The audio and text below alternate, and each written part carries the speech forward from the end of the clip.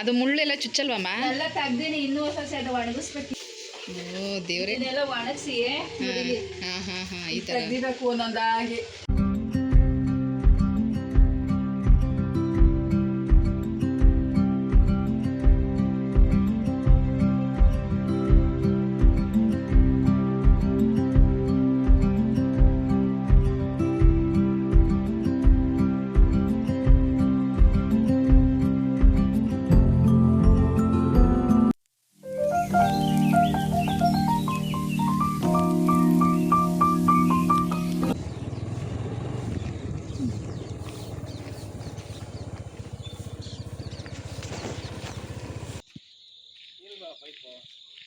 ಅಮ್ಮ ಕೇಳ್ತಲ್ಲ, ಯಾವಾಗ ತಂದೆ? ಹಾಯ್ ಹಾಯ್ ಬೂಬು ಎಲ್ಲಿ? ಹೌದಾ ಪಾಪ, ಎಲ್ಲಿತ್ತು ಬೊಬ್ಬು? ಗುಡ್ ಮಾರ್ನಿಂಗ್ ಹೇಳು.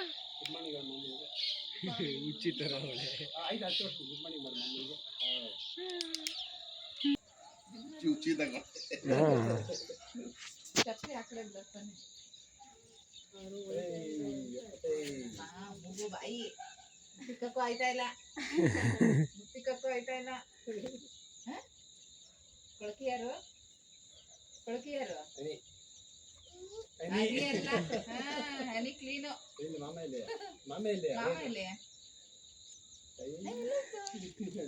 ಸರಿ ಬನ್ನಿ ಏನು, ಬನ್ನಿ ಏನು. ಎಲ್ರಿಗೂ ನಮಸ್ಕಾರ. ಗೆಳತಿ ದಿನಚರಿಗೆ ನಿಮ್ಮೆಲ್ರಿಗೂ ಸ್ವಾಗತ. ಇವತ್ತು ಶನಿವಾರದ ವ್ಲಾಗ್ನ ನಿಮ್ಮ ಜೊತೆಗೆ ಶೇರ್ ಮಾಡ್ಕೊಳ್ತಾ ಇದ್ದೀನಿ. ತುಳಸಿ ಹಬ್ಬಕ್ಕೆ ನನ್ನ ಪ್ರಿಪ್ರೇಷನ್ ಯಾವ ರೀತಿ ಇರುತ್ತೆ ಅನ್ನೋ ವಿಡಿಯೋನ ಶೇರ್ ಮಾಡ್ತಾ ಇದ್ದೀನಿ. ಬೆಳಗ್ಗೆನೇ ಅಮ್ಮನ ಮನೆಗೆ ಬಂದಿದ್ದೀನಿ. ಯಾಕೆ ಅಂತಂದರೆ ಇವತ್ತು ಕನ್ನಡ ರಾಜ್ಯೋತ್ಸವ, ಹನ್ಸಿಕನ್ ಸ್ಕೂಲಲ್ಲಿ ಡ್ಯಾನ್ಸ್ ಕಾಂಪಿಟೇಷನ್ ಇತ್ತಂತೆ. ಸ್ವಲ್ಪ ಮೇಕಪ್ ಮಾಡಿಕೊಡ್ಬೇಕು ಅಂತ ಬೆಳಗ್ಗೆ ಬೇಗ ಬನ್ನಿ ಅಂತ ಹೇಳಿದ್ಲು. ಬೆಳಗ್ಗೆ 6 ಗಂಟೆಗೆ ಅಮ್ಮನ ಮನೆಗೆ ಬಂದಿದ್ದೀವಿ. ಹಾಗೆ ಬರ್ತಾ ಈ ದೀಪ ತೊಗೊಂಡು ಬಂದೆ. ಅವರು ಸಂಜೆ ಹೊತ್ತು ಅಷ್ಟು ದೂರದಿಂದ ಮನೆಗೆ ಕುಂಕುಮಕ್ಕೆ ಬರೋದಕ್ಕಾಗಲ್ಲ, ಹಾಗಾಗಿ ನಾನೇ ಬರ್ತಾ ತೊಗೊಂಡು ಬಂದಿದ್ದೀನಿ. ನಮಗೆ ಅಂತ ಕಾಫಿ ಮಾಡಿಟ್ಟಿದ್ದಾರೆ. ಈಗ ಮೊದಲು ಕಾಫಿ ಕುಡಿಬೇಕು, ಆಮೇಲೆ ಅವಳಿಗೆ ಮೇಕಪ್ ಮಾಡ್ತೀನಿ.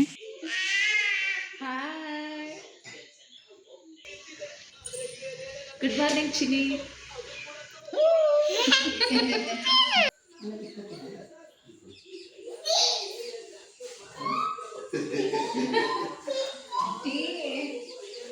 ಕೊಡಲ್ಲ ಟೀ. ಚೆನ್ನಾಗೈತಾ ನೀ ಡ್ರೆಸ್ಸು? ಚೆನ್ನಾಗೈತಮ್ಮ.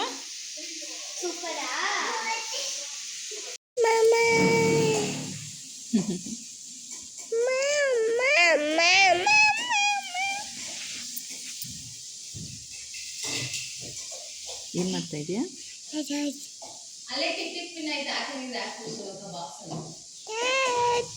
ಯಾರು ಎಬ್ಬಿಸಿದ್ದು ನಿನ್ನೆ ಇಷ್ಟು ಬೇಗ? ಒಬ್ಬ ಸೌಂಡ್ ಮಾಡ್ತಾ.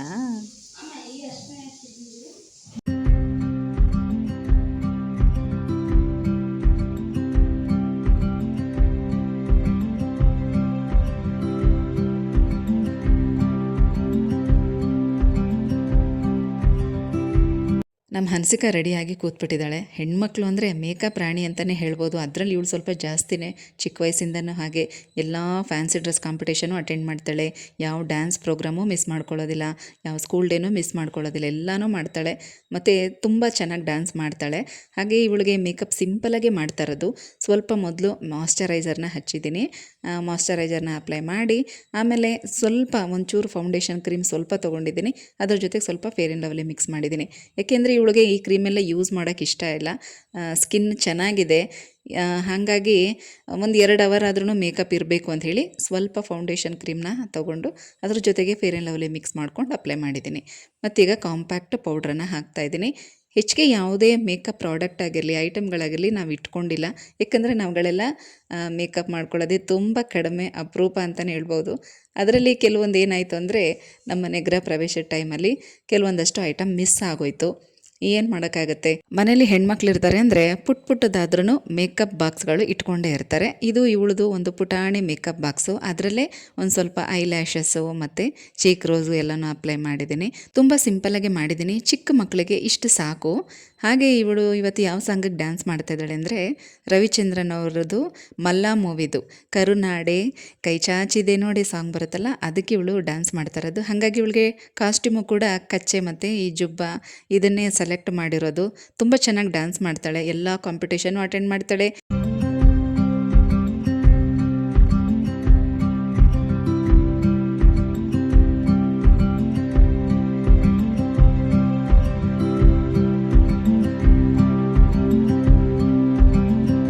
ಮೇಕಪ್ ಅಂತೂ ಕಂಪ್ಲೀಟ್ ಆಯಿತು. ಈಗ ಹೇರ್ ಸ್ಟೈಲ್ ಮಾಡಬೇಕು. 7 ಗಂಟೆ ಆಗೋಗ್ಬಿಟ್ಟಿದೆ. 7:15 ಇವಳಲ್ಲಿ ಇರಬೇಕಂತೆ. ಹಾಗಾಗಿ ಒಂದು ಕಡೆ ನಾನೀಗ ತಲೆ ಬಚ್ತಾ ಇದ್ದೀನಿ, ಇನ್ನೊಂದು ಕಡೆ ಸ್ವಾತಿ ಅವಳಿಗೆ ದೋಸೆ ತಿನ್ನಿಸ್ತಾ ಇದ್ದಾಳೆ. 2 ಕೆಲಸ ಒಟ್ಟೊಟ್ಟಿಗೆ. ಮಕ್ಕಳಿರೋ ಮನೆಯಲ್ಲಿ ಹೀಗೆ ಅಲ್ವಾ. ಹೇರ್ ಸ್ಟೈಲು ಕೂಡ ತುಂಬ ಸಿಂಪಲಾಗೆ ಮಾಡ್ತಾ ಇರೋದು. ಮುಂದೆ ಒಂದು ಸ್ವಲ್ಪ ಇದನ್ನು ಬಫ್ ಥರ ಹಾಕಿ ಹಿಂದೆ ಪೋನಿ ಹಾಕಿ ಜಡೆ ಎಣೆದು ರಿಬ್ಬನ್ ಹಾಕೋದಂತೆ. ಇಷ್ಟೇ ಸಾಕು ಅಂತ ಹೇಳಿದ್ಲು. ಇಷ್ಟು ಮಾತ್ರ ಅವಳೇ ಮಾಡ್ಕೊಳ್ತಾಳೆ ಸ್ವಾತಿನೇ. ಬಟ್ ನಮ್ಮ ಇಶಿಕಾ ಬಿಡೋದಿಲ್ಲ, ತುಂಬ ತುಂಟಿ, ಎಲ್ಲ ನಾನು ಮಾಡ್ತೀನಿ ಅಂತ ಬರ್ತಾ ಇರ್ತಾಳೆ. ಅಲ್ಲದೆ ನಮ್ಮ ಮನ್ಸಿಕಾ ಹೇಗೆ ಅಂದರೆ ಯಾವ ಕೆಲಸ ಯಾರ ಕೈಲಿ ಮಾಡಿಸ್ಕೋಬೇಕು ಅಂತ ಅವಳಿಗೆ ತುಂಬ ಚೆನ್ನಾಗಿ ಗೊತ್ತು. ಮೆಹಂದಿ ಹಾಕೋದು, ಮೇಕಪ್ ಮಾಡೋದು, ತಲೆ ಬಾಚೋದು, ಆ ಥರದ್ದೆಲ್ಲ ಏನಾದರೂ ಇದ್ದರೆ ನನ್ನನ್ನು ಕೇಳ್ತಾಳೆ. ಇನ್ನು ಅವಳಿಗೆ ಬೇಕಾಗಿರುವಂಥ ಡ್ರೆಸ್ಸಸ್ ಏನಾದರೂ ಸ್ಟಿಚ್ ಮಾಡೋದಾದರೆ ನನ್ನ ತಂಗಿ ಹತ್ರ ಕೇಳ್ತಾಳೆ. ಮತ್ತು ಯಾವುದಾದ್ರೂ ಅವಳಿಗೆ ಬೇಕಾಗಿರೋ ಗಿಫ್ಟ್ಗಳು ಬೇಕು ಅಂದರೆ ಅವಳ ಹತ್ರ ಕೇಳ್ತಾಳೆ. ಯಾಕೆಂದರೆ ಯಾರ್ಯಾರು ಯಾವ್ಯಾವ ಕೆಲಸನ ಚೆನ್ನಾಗಿ ಮಾಡ್ತಾರೆ ಅಂತ ಅವಳಿಗೆ ಚೆನ್ನಾಗಿ ಗೊತ್ತು. ಮತ್ತು ನಾನು ಸ್ಟಿಚಿಂಗ್ ಮಾಡಿಕೊಡ್ತೀನಿ, ನಾನು ಸ್ವಲ್ಪ ಬ್ಯುಸಿ ಇರ್ತೀನಿ ಅಂತ ನನ್ನನ್ನು ಇದನ್ನೆಲ್ಲ ಕೇಳೋದಿಲ್ಲ.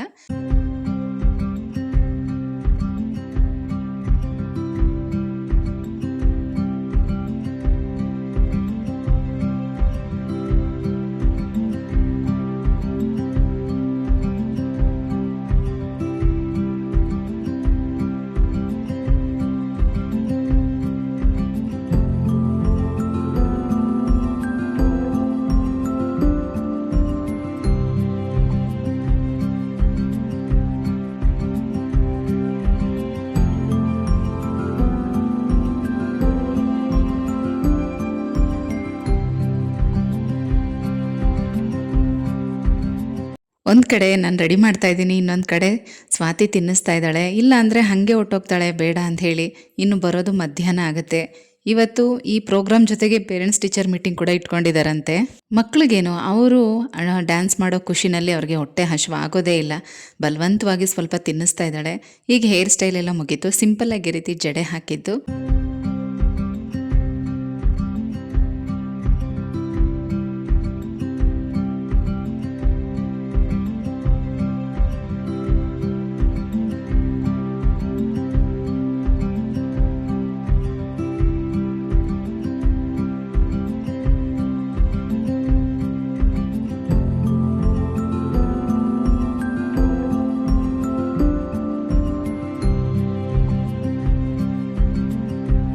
ಫೈನಲಿ ಹನ್ಸಿಕಾ ಈ ಥರ ರೆಡಿಯಾಗಿದ್ದಾಳೆ. ಅವಳ ಹೇರ್ ಸ್ಟೈಲು ಎಲ್ಲ ಸಿಂಪಲ್ಲು.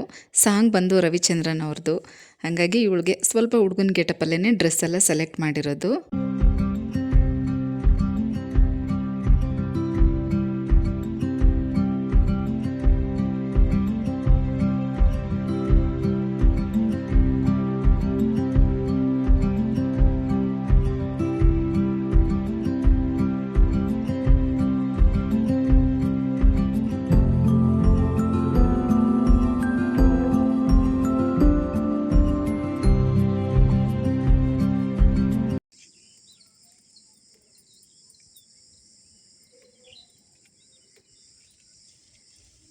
ಹನ್ಸಿಕನ್ನ ರೆಡಿ ಮಾಡಿ ಅವಳನ್ನ ಸ್ಕೂಲಿಗೆ ಕಳಿಸಿದ್ದಾಯಿತು. 7:15 ಸ್ಕೂಲಲ್ಲಿ ಇರಬೇಕು ಅಂತ ಹೇಳಿದರು. ಸ್ವಾತಿ ಅವಳನ್ನು ಕರ್ಕೊಂಡೋದ್ಲು.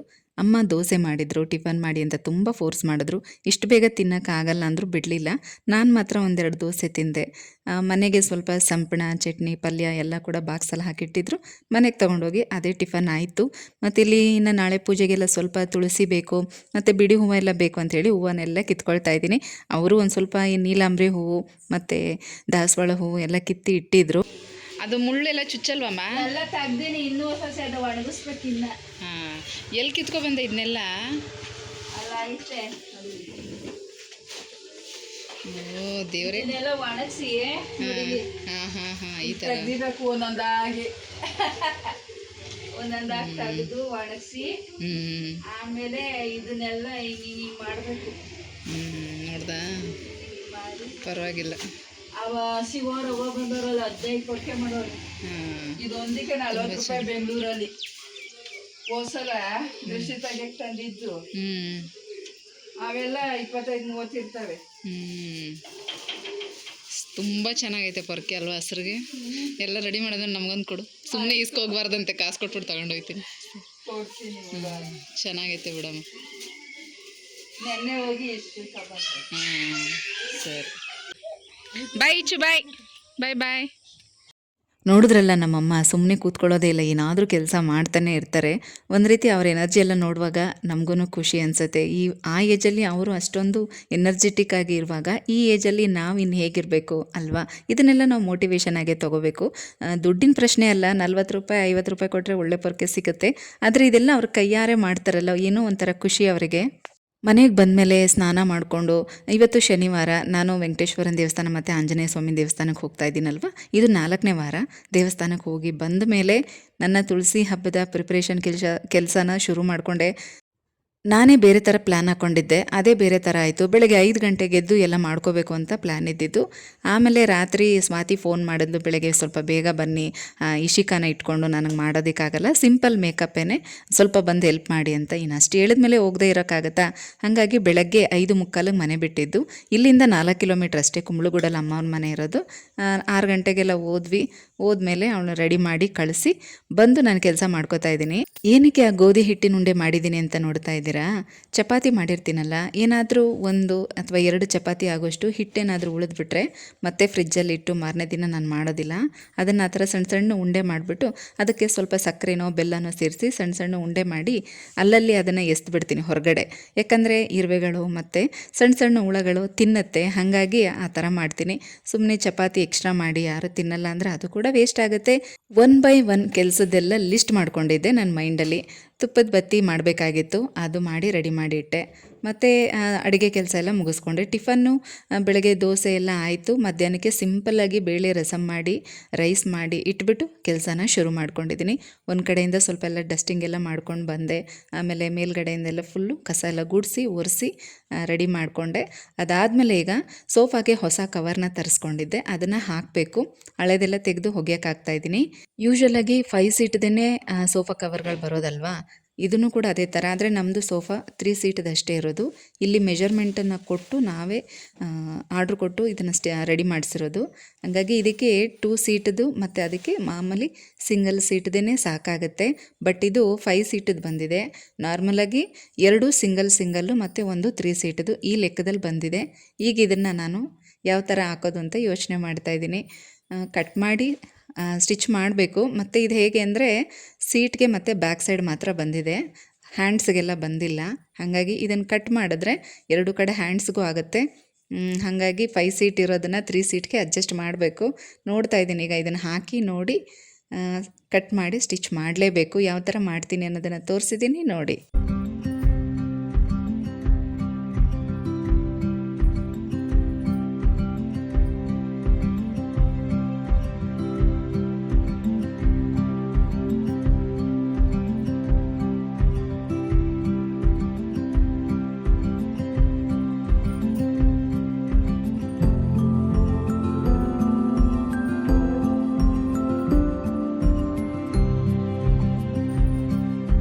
ಸೀಟಲ್ಲಿರೋ ಕವರ್ನ ಸಿಂಗಲ್ಲಾಗಿ ಕಟ್ ಮಾಡಿ ತೆಗೆದುಬಿಡ್ತೀನಿ.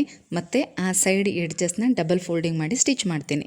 ಇದಕ್ಕೆ ಸುತ್ತ ಲೇಸ್ ಬೇರೆ ಕೊಟ್ಟಿದ್ದಾರೆ, ಹಾಗಾಗಿ ಅದ್ರ ಮೇಲೂ ಒಂದು ಸ್ಟಿಚ್ ಹಾಕ್ಬಿಟ್ರೆ ಚೆನ್ನಾಗಿ ಬಳಕೆ ಬರುತ್ತೆ. ಇಲ್ಲಾಂದರೆ ನಾವು ವಾಷಿಂಗ್ ಮಿಷಿನ್ಗೆ ಹಾಕ್ತೀವಿ ಇದನ್ನು ವಾಶ್ ಮಾಡೋದಕ್ಕೆ, ಹಾಗಾಗಿ ಆ ಲೇಸ್ ಕಿತ್ಕೊಂಡು ಬರ್ಬೋದು. ಈಗ ಅದನ್ನು ಪೂರ್ತಿ ಸ್ಟಿಚ್ ಮಾಡಿಬಿಟ್ಟು ಇದಕ್ಕೆ ಹಾಕ್ತಾಯಿದ್ದೀನಿ.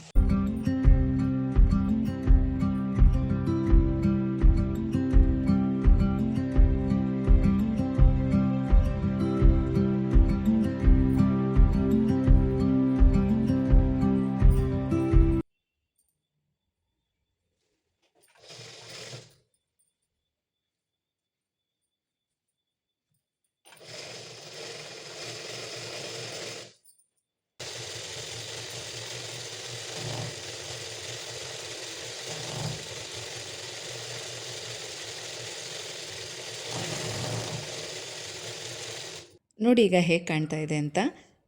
ಈ 2 ಸೀಟ್ ಸೋಫಾಗೆ ಹ್ಯಾಂಡ್ಸ್ಗೆ ಕೊಟ್ಟಿರಲಿಲ್ಲ, ಈಗ ಇದರಲ್ಲಿ ಕಟ್ ಮಾಡಿದ್ರಿಂದ ಅದಕ್ಕೂ ಕೂಡ ಆಯಿತು. ಫೈನಲಿ ಚೆನ್ನಾಗಿ ಕಾಣ್ತಾ ಇದೆ. ನಿಮಗೆ ಹೇಗೆ ಅನ್ನಿಸ್ತು ಅಂತ ಕಮೆಂಟಲ್ಲಿ ತಿಳಿಸಿ. ಕ್ಲೀನಿಂಗ್ ಕೆಲಸ ಎಲ್ಲ ಮುಗೀತು. ಅಡುಗೆ ಕೆಲಸನೂ ಆಯಿತು. ಈಗ ಹೂವು ಎಲ್ಲ ಕಟ್ಟಿಡಬೇಕು. ಇದು ಅಮ್ಮನ ಮನೆಯಿಂದ ಕಿತ್ಕೊಂಡು ಬಂದಿದ್ನಲ್ಲ ಅದು ತುಳಸಿ ಬಿಡಿ ಹೂವೆಲ್ಲ ಸಪ್ರೇಟ್ ಮಾಡ್ತಾಯಿದ್ದೀನಿ. ಯಾವುದು ಕಟ್ಟೋಕ್ಕಾಗುತ್ತೋ ಅದನ್ನು ಕಟ್ಟಿಡ್ತೀನಿ. ಈ ರೀತಿ ಕಟ್ಟಿದ್ರೆ ಹೂವು ಸ್ವಲ್ಪ ಇದ್ರೂ ಕಾಮಾಕ್ಷಿ ದೀಪಕ್ಕಾದರೂ ಹಾಕ್ಬೋದು, ವಿಗ್ರಹಗಳಿಗಾದರೂ ಹಾಕ್ಬೋದು, ಅಥವಾ ದೀಪಕ್ಕೆಲ್ಲ ಮುಡಿಸ್ಬೋದು. ಹಾಗಾಗಿ ಅದನ್ನೆಲ್ಲ ಕೂತ್ಕೊಂಡು ಕಟ್ತಾ ಇದ್ದೀನಿ. ಅದ್ರ ಜೊತೆಗೆ ಒಂದು ಸ್ವಲ್ಪ ಸೇವಂತಿಗೆ ಮತ್ತು ರೋಸ್ ತಂದುಕೊಟ್ಟಿದ್ರು ಯಜಮಾನ್ರು, ಅದನ್ನು ದಿಂಡು ಥರ ಪೋಣಿಸ್ತಾ ಇದ್ದೀನಿ. ನನಗೆ ತುಂಬ ಇಷ್ಟ ಆಗುತ್ತೆ ಈ ರೀತಿ ಹಬ್ಬದ ದಿನಗಳಲ್ಲಿ ದಿಂಡೆಲ್ಲ ಪೋಣಿಸಿ ಹಾಕಿದ್ರೆ ಹಾರ ಥರ ಮಾಡಿ ತುಂಬ ಚೆನ್ನಾಗಿ ಕಾಣಿಸ್ತಾ ಇರುತ್ತೆ. ಹಾಗಾಗಿ ಶಿವಪಾರ್ವತಿ ಫೋಟೋಗೆ ಮತ್ತು ಕಳಸಕ್ಕೆ ಮತ್ತು ದೊಡ್ಡ ಕೃಷ್ಣನಿಗೆ, ತುಳಸಿ ಪಾಟ್ಗೆ ಎಲ್ಲದಕ್ಕೂ ಕೂಡ ಆಗುತ್ತೆ. ಅದರದ್ರ ಅಂದಾಜು ಮೇಲೆ ಮೆಜರ್ಮೆಂಟನ್ನು ಮೈಂಡಲ್ಲಿ ಇಟ್ಕೊಂಡು ನೋಡಿಕೊಂಡು ಪೋಣಿಸಿ ಕಟ್ ಮಾಡಿ ಇಡ್ತಾಯಿದ್ದೀನಿ. ಸಪ್ರೇಟ್ ಮಾಡಿಬಿಟ್ರೆ ನಾವು ಹೂವು ಎಲ್ಲ ಮುಡಿಸುವಾಗ ತುಂಬ ಬೇಗ ಆಗುತ್ತೆ ಕೆಲಸ. ಹಾಗಾಗಿ ಸಪ್ರೇಟ್ ಮಾಡ್ತಾಯಿದ್ದೀನಿ. ಇನ್ನೊಂದು ಸ್ವಲ್ಪ ಉಳಿದಿರೋದನ್ನು, ಯಾಕಂದರೆ ಕೆಲವೊಂದು ಸಣ್ಣ ಹೂವಿರುತ್ತೆ ಅದನ್ನು ಪೋಣಿಸೋಕ್ಕಾಗಲ್ಲ. ಅದ್ರ ಜೊತೆಗೆ ಸ್ವಲ್ಪ ತುಳಸಿ ಮತ್ತು ರೋಸನ್ನು ಸೇರಿಸಿ ಕಟ್ಟಿಡ್ತೀನಿ. ಬಾಗಿಲಿಗೆ ಹಾಕೋದಕ್ಕೆ, ಹೊರಗಡೆ ನೇಮ್ ಬೋರ್ಡ್ಗೆ ಹಾಕೋದಕ್ಕೆ ಎಲ್ಲ ಯೂಸ್ ಆಗುತ್ತೆ. ಸೊ ಈ ಥರ ಹೂವನ್ನೆಲ್ಲ ಕಟ್ಟಿ ರೆಡಿ ಮಾಡಿ ಇಟ್ಟಿದ್ದೀನಿ. ಈಗ ಟೈಮ್ ಎಷ್ಟಾಗಿದೆ ಗೊತ್ತಾ? ರಾತ್ರಿ 11 ಗಂಟೆ. ಈಗ ಹೂವೆಲ್ಲ ಕಟ್ಟಿ ಇದನ್ನು ತೆಗೆದಿಟ್ಬಿಟ್ಟು ನಾನು ಊಟ ಮಾಡಿಕೊಂಡು ಮತ್ತೆ ನೋಡಿ ಇದನ್ನೆಲ್ಲ ರೆಡಿ ಮಾಡ್ತಾಯಿದ್ದೀನಿ. ಇದನ್ನೆಲ್ಲ ಜೋಡಿಸಿ ಇಟ್ಕೊಂಡ್ರೆ ಇನ್ನು ನಾಳೆ ಬೆಳಗ್ಗೆ ನಂದು ಇನ್ನು ಬೇರೆ ಕೆಲಸ ಇರುತ್ತೆ, ಅದನ್ನೆಲ್ಲ ಮಾಡ್ಕೋಬೋದು. ಮತ್ತು ಈ ವಿಡಿಯೋ ಸ್ವಲ್ಪ ಬೇಗ ಹಾಕಿದ್ರೆ ನಿಮಗೂ ಹೆಲ್ಪ್ ಆಗುತ್ತೆ ಅಂತೇಳಿ ರಾತ್ರಿಯೇ ಇದನ್ನೆಲ್ಲ ಆರ್ಗನೈಸ್ ಮಾಡ್ತಾಯಿದ್ದೀನಿ. ದೀಪಗಳೆಲ್ಲ ಚೆನ್ನಾಗಿ ಡ್ರೈ ಆಗಿದೆ. ಈಗ ಅದನ್ನೆಲ್ಲ ಪ್ಯಾಕ್ ಮಾಡಬೇಕು. ಮತ್ತು ಒಂದಷ್ಟು ಬಳೆ ತರಿಸ್ಕೊಂಡಿದ್ದೀನಿ ಕುಂಕುಮಕ್ಕೆ ಕೊಡೋದಕ್ಕೆ ಮತ್ತು ತಟ್ಟೆಲಿಡೋದಕ್ಕೆ. ಈ ರೀತಿ ಅರಿಶಿನ ಕುಂಕುಮದ ಪ್ಯಾಕೆಟು ಮತ್ತು ಈ ದೀಪಗಳನ್ನೆಲ್ಲ ಪ್ಯಾಕ್ ಮಾಡೋದಕ್ಕೆ ಜಿಪ್ಲಾಕ್ ಕವರು, ಊದುಬತ್ತಿ, ಕರ್ಪೂರ, ಸಾಂಬ್ರಾಣಿ ಬತ್ತಿ ಇವತ್ತೇ ಎಲ್ಲ ತೊಗೊಂಬಂದಿದ್ರು. ಅದನ್ನು ಕೂಡ ನಾನು ಇನ್ನೂ ಜೋಡಿಸಿ ಎತ್ತಿಟ್ಕೊಂಡಿಲ್ಲ, ಎಲ್ಲ ಹಾಗೇ ಇದೆ. ಗೆಜ್ಜೆ ವಸ್ತ್ರ, ತುಪ್ಪದ ಬತ್ತಿ, ದೀಪದ ಬತ್ತಿ ಎಲ್ಲ ಕೂಡ ರೆಡಿ ಮಾಡಿಟ್ಟಿದ್ದೀನಿ. ಎಲೆ, ಅಡಿಕೆ, ಬಾಳೆಹಣ್ಣು, ತೆಂಗಿನಕಾಯಿ ಮತ್ತು ಬೆಟ್ಟದ ನೆಲ್ಲಿಕಾಯಿ ಗಿಡ ಎಲ್ಲನೂ ಕೂಡ ತೊಗೊಂಡು ಬಂದಿದ್ದಾರೆ. ಈ ರೀತಿ ಹೊಸ ಸ್ಟಿಕ್ಕರ್ ಪ್ಯಾಕೆಟು ತಟ್ಟೆನಲ್ಲಿ ಇಡಬೇಕಲ್ವ, 12 ಅಥವಾ 16 ಐಟಮ್ಗಳನ್ನ ಒಂದು ತಟ್ಟೆನಲ್ಲಿ ಜೋಡಿಸಿಡಬೇಕು. ಮತ್ತು ಒಂದು ಹೊಸದು ಬ್ಲೌಸ್ ಪೀಸು ಮತ್ತು ಕಾಯಿನ್ಗಳು, ತಾಂಬೂಲಕ್ಕೆ ಹಾಕೋದಕ್ಕೆ ಕಾಯಿನ್ ಬೇಕು. ಈ ರೀತಿ ತುಳಸಿ ಗಿಡಕ್ಕೆ ಕಟ್ಟೋದಕ್ಕೆ ಒಂದು ಅರಿಶಿಣ ಕೊಂಬಿನ ಮಾಂಗಲ್ಯ ರೆಡಿ ಮಾಡಿ ಇಟ್ಕೊಂಡಿದ್ದೀನಿ. ಅದ್ರ ಜೊತೆಗೆ ಇನ್ನು ತಾಂಬೂಲ ಮತ್ತು ದೀಪಗಳೆಲ್ಲ ಪ್ಯಾಕ್ ಮಾಡೋದಕ್ಕೆ ಕವರೆಲ್ಲ ಎತ್ತಿಟ್ಕೊಂಡಿದ್ದೀನಿ. ಈ ರೀತಿ ಏನೇನು ನೆನಪಿರುತ್ತೆ ಮೊದಲು ಎಲ್ಲನೂ ತಂದಿಟ್ಕೊಂಡಿದ್ದೀನಿ. ಅದ್ರ ಜೊತೆಗೆ ಕಾಲುಂಗ್ರ, ವರಮಹಾಲಕ್ಷ್ಮಿ ಹಬ್ಬದಲ್ಲಿ ನಾವು ಕಾಲುಂಗ್ರ ಇಟ್ಟಿರ್ತೀವಲ್ಲ ಅದನ್ನು ಹಾಗೆ ಎತ್ತಿಟ್ಟಿರ್ತೀನಿ. ಮತ್ತು ಈಗ ತಟ್ಟೆ ಜೊತೆಗೆ ಅದನ್ನು ಕೂಡ ಇಡ್ಬೋದು. ಇನ್ನು ನೋಡೋಣ ಅಂಥೇಳಿ ತುಳಸಿ ಪಾಟಿಗೆ ಆದರೆ ಸರಗಳೇನಾದರೂ ಹಾಕೋಣ ಅಂತ ತೆಗೆದಿಟ್ಟಿದ್ದೀನಿ. ಇದು ಕೂಡ ಅಷ್ಟೇ ವರಮಹಾಲಕ್ಷ್ಮಿ ಹಬ್ಬಕ್ಕೆ ಮಾತ್ರನೇ ಯೂಸ್ ಮಾಡೋದು, ಮತ್ತು ಇನ್ನೇನಕ್ಕೂ ಯೂಸ್ ಮಾಡೋದಿಲ್ಲ. ಹಾಗಾಗಿ ಈಗ ತುಳಸಿ ಹಬ್ಬಕ್ಕೆ ನೋಡೋಣ ಹಾಕೋಣ ಅಂಥೇಳಿ ತೆಗೆದಿಟ್ಟಿದ್ದೀನಿ. ಚೆನ್ನಾಗಿ ಕಾಣಿಸಿದ್ರೆ ಹಾಕ್ತೀನಿ, ಇಲ್ಲಾಂದರೆ ಹಾಕಲ್ಲ. ಈ ಥರ ಸರಗಳು ಇದನ್ನೆಲ್ಲ ಕೂಡ ಈಗ ರೆಡಿ ಮಾಡಿ ಇಟ್ಕೊಂಡಿದ್ದೀನಿ. ಕಾಟನ್ದು ಬ್ಲೌಸ್ ಪೀಸ್ ಈ ಥರ ತೊಗೊಂಡಿದ್ದೀನಿ, ವೈಟ್ ಮತ್ತು ಪಿಂಕ್ ಕಲರಲ್ಲಿ. ನಮಗೆ ಯಾವ್ದು ಯೂಸ್ ಆಗುತ್ತೋ ಆ ಥರ ತೊಗೊಂಡ್ರೆ ಪೂಜೆಗೆ ಇಟ್ಮೇಲೆ ನಾವೇ ಯೂಸ್ ಮಾಡ್ಬೋದು. ಹಾಗಾಗಿ ತೊಗೊಂಡೆ. ಇದು 1 ಮೀಟರ್ ಇದೆ. ಅವರು 120 ರೂಪಾಯಿ ಹೇಳಿದ್ರು, ನಾನು 80 ರೂಪಾಯಿ ಕೊಟ್ಟಿದ್ದೀನಿ. ಚೆನ್ನಾಗಿದೆ ಕಾಟನ್. ಇದಕ್ಕೆ ಲೈನಿಂಗ್ ಇಲ್ಲದೆ ಕೂಡ ಸ್ಟಿಚ್ ಮಾಡ್ಕೋಬೋದು. ಬಟ್ಟೆ ಚೆನ್ನಾಗಿದೆ. ಅಥವಾ ಲೈನಿಂಗ್ ಹಾಕಿ ಸ್ಟಿಚ್ ಮಾಡಿದ್ರೆ ಚೆನ್ನಾಗಿ ಬಾಳಿಕೆ ಬರುತ್ತೆ. ಇದೊಂದು ಬ್ಲೌಸ್ ಪೀಸ್ ತೊಗೊಂಡಿದ್ದೀನಿ ಪೂಜೆಗೆ ಇಡೋದಕ್ಕೆ ಅಂತ. ಮತ್ತು ಈ ಥರ ಜಿಪ್ ಲಾಕದ ಕವರು, ಇದನ್ನೆಲ್ಲ ಪ್ಯಾಕ್ ಮಾಡೋದಕ್ಕೆ ಅಂತ. ಚಿಕ್ಕದಾಗುತ್ತೆ ನೋಡಿ, ಗೊತ್ತಾಗ್ತಾ ಇಲ್ವೇ? ಈ ಸೈಜ್ ತೊಗೊಂಡಿದ್ದೀನಿ, ಇದು ಆಗ್ಬೋದು. ಹಾಂ, ಈ ಥರ ಪ್ಯಾಕ್ ಮಾಡಿ ಕೊಡೋಣ ಅಂತ ತೊಗೊಂಡಿದ್ದೀನಿ. ಚೆನ್ನಾಗಿರ್ತಿದ್ದ ಕವರು. ಇದು ಒಂದು ಪ್ಯಾಕೆಟೇ ಕೊಡೋದು ಅಂತ ಹೇಳಿದ್ರು, ಕಡಿಮೆ ಕೊಡೋಲ್ಲ ಅಂತ ಹೇಳಿದ್ರು. ಇದ್ರ ಜೊತೆಗೆ 2 ಅರಿಶಿನ ಕುಂಕುಮದ್ದು ಈ ಥರದ್ದು ಪ್ಯಾಕೆಟು.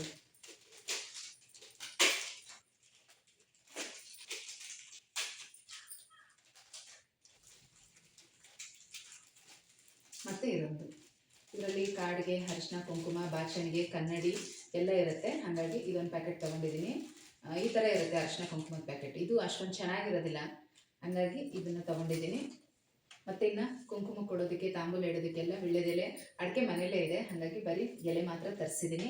ಮತ್ತು ಈ ರೀತಿ ಅರಿಶಿನ ಕೊಂಬನ್ನು ಕೂಡ ಹೀಗೆ ಕಟ್ಟಿ ರೆಡಿ ಮಾಡಿ ಇಟ್ಟಿದ್ದೀನಿ. 9 ಎಳೆ ದಾರ ತೊಗೊಂಡು ಇದನ್ನು ಹೀಗೆ ರೆಡಿ ಮಾಡಿ ಇಟ್ಟಿದ್ದೀನಿ.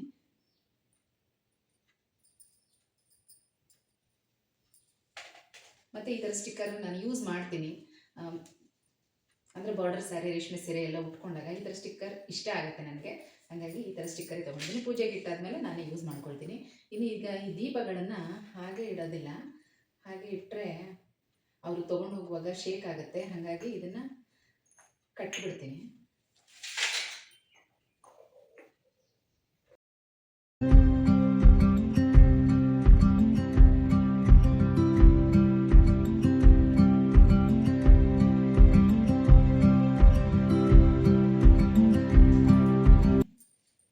ಆರಾಮಾಗಿ ಬ್ಯಾಗಲ್ಲಿ ಇಟ್ಕೊಂಡು ಬ್ಯಾಗಲ್ಲಿ ಇಟ್ಟು ನಾವು ಕೊಡ್ಬೋದು, ಶೇಕ್ ಆಗಲ್ಲ. ಹಾಗಾಗಿ ನನಗೆ ಭಯ ಏನಂದರೆ ಅವ್ರು ತೊಗೊಂಡೋಗುವಾಗ ಏನಾದರೂ ಹೊಡ್ಕೊಂಡ್ಬಿಟ್ರೆ ಅನ್ನೋ ಭಯ. ಹಾಗಾಗಿ ಈ ಥರ ಕಟ್ಟಿದ್ದೀನಿ.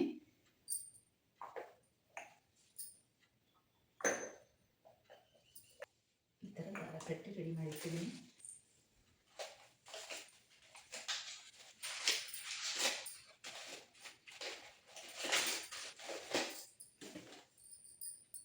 ನಾಲ್ಕು ಬಳೆ ಇಡ್ತೀನಿ. ದಾರ ಬೇಕಾದರೂ ಕಟ್ಬೋದು, ಇಲ್ಲಾಂದರೆ ರಬ್ಬರ್ ಬ್ಯಾಂಡ್ ಇದ್ದರೆ ರಬ್ಬರ್ ಬ್ಯಾಂಡ್ ಕೂಡ ಹಾಕ್ಬೋದು. 2 ರಬ್ಬರ್ ಬ್ಯಾಂಡ್ ಇಟ್ಬಿಟ್ರೆ ಟೈಟಾಗಿರುತ್ತೆ, ಅಲಗಾಡಲ್ಲ.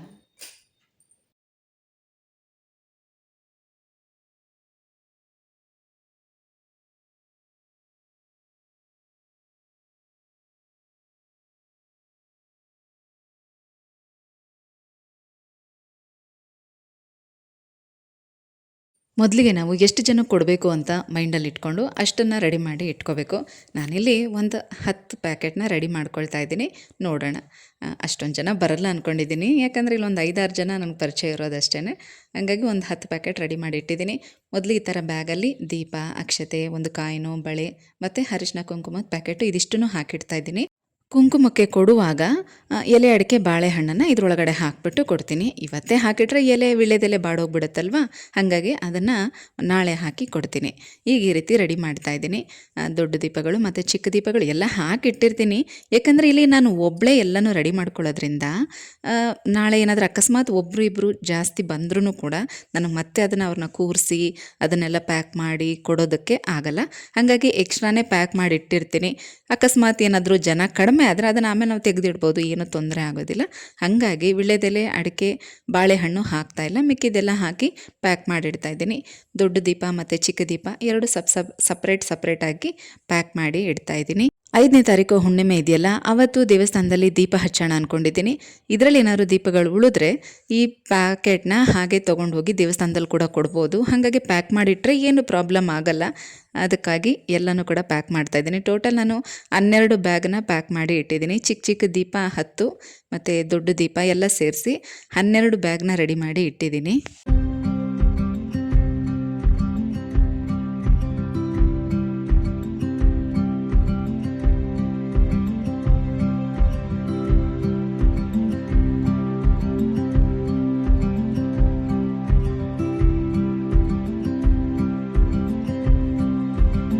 ಈಗ ಅದೆಲ್ಲ ಪ್ಯಾಕ್ ಮಾಡಿದಾಯಿತು ದೀಪಗಳನ್ನೆಲ್ಲ. ಈಗ ನೋಡಿ ತಟ್ಟೆಲಿ ಏನೇನೆಲ್ಲ ಇಡಬೇಕು ಅಂತ ನಿಮಗೆ ತೋರಿಸ್ತಾ ಇದ್ದೀನಿ. ಮೊದಲು ಈ ಥರ ಒಂದು ಬ್ಲೌಸ್ ಪೀಸ್ನ ತೊಗೋಬೇಕು. ಅದನ್ನು ಫೋಲ್ಡ್ ಮಾಡಿ ನೀವು ಯಾವ ಕಲರ್ ಬೇಕಾದ್ರೂ ತೊಗೊಳ್ಳಿ, ಗ್ರೀನು, ರೆಡ್ಡು, ಯೆಲ್ಲೋ, ವೈಟ್ ಯಾವ್ದು ಬೇಕಾದರೂ ತೊಗೋಬೋದು.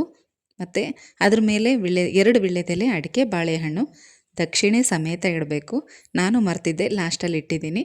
ಮತ್ತು ಬಳೆ, ಇದೊಂದು ಗೌರಿ ಸಾಮಾನು. ಇದು ನಿಮ್ಮ ಮನೇಲಿದ್ದರೆ ಆಲ್ರೆಡಿ ಪೂಜೆಗೆ ಇಟ್ಟಿರೋದಿದ್ದರೆ ಅದನ್ನೇ ಇಡಬಹುದು, ಏನೂ ತಪ್ಪಿಲ್ಲ. ಯಾಕಂದರೆ ಲಕ್ಷ್ಮೀ ಪೂಜೆ, ಗೌರಿ ಪೂಜೆಗೇ ಇಟ್ಟಿರ್ತೀವಲ್ವ, ತುಳಸಿ ಕೂಡ ಮಹಾಲಕ್ಷ್ಮಿನೇ, ಹಾಗಾಗಿ ಅದನ್ನೇ ಇಡಬಹುದು. ಇದರಲ್ಲಿ ಕನ್ನಡಿ, ಬಾಚಣಿಗೆ ಮತ್ತು ಅರಿಶಿನ ಕುಂಕುಮದ ಪ್ಯಾಕೆಟು ಎಲ್ಲ ಇರುತ್ತೆ. ಹಾಗಾಗಿ ಅದನ್ನು ಇಡಲೇಬೇಕು. ಅದ್ರ ಜೊತೆಗೆ ಈಗ ನಾನು 2 ಚಿನ್ನದ ಓಲೆ ಇಡ್ತಾಯಿದ್ದೀನಿ. ಮತ್ತು ಇದು ನಂದೇನೆ ಚಿನ್ನದ್ದೇನೆ ಮಾಟಿ. ಇದನ್ನು ಚೆನ್ನಾಗಿ ತೊಳೆದ್ಬಿಟ್ಟು ಕೃಷ್ಣನಿಗೆ ಮತ್ತು ತುಳಸಿ ಬೃಂದಾವನ ಇದೆ ದೇವ್ರ ಮನೆಯಲ್ಲಿ, ಚಿಕ್ಕದು ಬೆಳ್ಳಿದು ತುಳಸಿ ಬೃಂದಾವನ ಇದೆ, ಅದೆರಡಕ್ಕೂ ಹಾಕೋಣ ಅಂತೇಳಿ ಅದನ್ನು ತೆಗೆದಿಟ್ಕೊತಾ ಇದ್ದೀನಿ. ಮತ್ತು ಈ ಸರ ಈಗ ನಾನು ಯೂಸ್ ಮಾಡ್ತಾ ಇಲ್ಲ, ಹಾಗಾಗಿ ಇದನ್ನು ತೊಳೆದ್ಬಿಟ್ಟು ದೊಡ್ಡ ಕೃಷ್ಣನಿಗೆ ಹಾಕೋಣ ಅಂದ್ಕೊಂಡಿದ್ದೀನಿ. ಚೆನ್ನಾಗಿ ಕಾಣಿಸಿದ್ರೆ ಹಾಕ್ತೀನಿ, ಇಲ್ಲಾಂದರೆ ತೆಗೆದುಬಿಡ್ತೀನಿ. ಈಗ ನೋಡಿ ಈ ಥರ ಎಲ್ಲ ರೆಡಿ ಮಾಡಿದ್ದೀನಿ. ಮತ್ತು ಕಾಲುಂಗ್ರ, ದಕ್ಷಿಣೆ ದುಡ್ಡನ್ನು ಹೀಗೆ ಇವಾಗ ಇಡ್ತಾ ಇದ್ದೀನಿ. 11 ರೂಪಾಯಿ, 21 ರೂಪಾಯಿ, 51 ರೂಪಾಯಿ ಎಷ್ಟು ಬೇಕಾದರೂ ಇಡ್ಬೋದು. ಆಮೇಲೆ ಆ ದುಡ್ಡನ್ನು ನಾವೇ ತೊಗೊಂಡು ಖರ್ಚು ಮಾಡ್ಬೋದು, ಅಥವಾ ನಾವೇನಾದ್ರೂ ಈಗ ಮನಿ ಸೇವಿಂಗ್ಸ್ ಮಾಡ್ತಾ ಇದ್ದೀವಲ್ಲ ಆ ಹುಂಡಿಗೂ ಕೂಡ ಹಾಕ್ಬೋದು. ನೋಡಿ ಫೈನಲ್ಲಾಗಿ ಈ ರೀತಿ ಎಲ್ಲ ರೆಡಿ ಮಾಡಿಟ್ಟಿದ್ದೀನಿ. ದೀಪ ಹಚ್ಚೋದಕ್ಕೆ ಬೆಟ್ಟದ ನೆಲ್ಲಿಕಾಯಿ 2 ನೆಲ್ಲಿಕಾಯಿ ಇದೆ, ಅದನ್ನೇ ಇಟ್ಟಿದ್ದೀನಿ. ಇನ್ನೆಲ್ಲ ಕೂಡ ಈ ಥರ ರೆಡಿ ಮಾಡಿಟ್ಟಿದ್ದೀನಿ. ಇನ್ನು ತೆಂಗಿನಕಾಯಿ, ಗೆಜ್ಜೆ ವಸ್ತ್ರ ಎಲ್ಲ ದೇವ್ರ ಮನೇಲಿದೆ, ಅದನ್ನೆಲ್ಲ ನಾಳೆ ಪೂಜೆಗೆ ತೊಗೋಬೇಕು. ಸದ್ಯಕ್ಕೆ ಇದಿಷ್ಟು ರೆಡಿ ಮಾಡ್ಕೊಂಡಿದ್ದೀನಿ. ಇನ್ನೇನಾದರೂ ಮರೆತಿದ್ರೆ ಎಲ್ಲ ಜೋಡಿಸುವಾಗ ಪೂಜೆಗೆ ರೆಡಿ ಮಾಡ್ಕೊಳ್ಳುವಾಗ ನೆನಪು ಮಾಡಿಕೊಂಡು ಇಡ್ತೀನಿ. ಇದಿಷ್ಟು ಕೂಡ ನನ್ನ ತುಳಸಿ ಹಬ್ಬದ ಪ್ರಿಪ್ರೇಷನ್ ಆಗಿರುತ್ತೆ. ವಿಡಿಯೋ ಸ್ವಲ್ಪ ಲೆಂತಿ ಆದರೂ ಪೂರ್ತಿಯಾಗಿ ನೋಡ್ತೀರಾ ಅನ್ನೋ ನಂಬಿಕೆ ನನಗಿದೆ. ಇನ್ನು ನಾಳೆ ತುಳಸಿ ಹಬ್ಬ ಯಾವ ರೀತಿ ಮಾಡಿದ್ದೀನಿ, ಯಾವ ರೀತಿ ನಾನು ಎಲ್ಲ ಜೋಡಿಸ್ಕೊಳ್ತೀನಿ, ಪೂಜೆ ಮಾಡ್ತೀನಿ, ಮತ್ತು ನಮ್ಮ ಹೊಸ ಮನೆಯಲ್ಲಿ ಇದು ಮೊದಲನೇ ತುಳಸಿ ಹಬ್ಬ, ಆ ಖುಷಿ ಅಂತೂ ಇದ್ದೇ ಇರುತ್ತೆ. ಆ ವಿಡಿಯೋ ಜೊತೆಗೆ ಮತ್ತೆ ಮುಂದಿನ ವಿಡಿಯೋದಲ್ಲಿ ಸಿಗ್ತೀನಿ, ಆಯಿತಾ?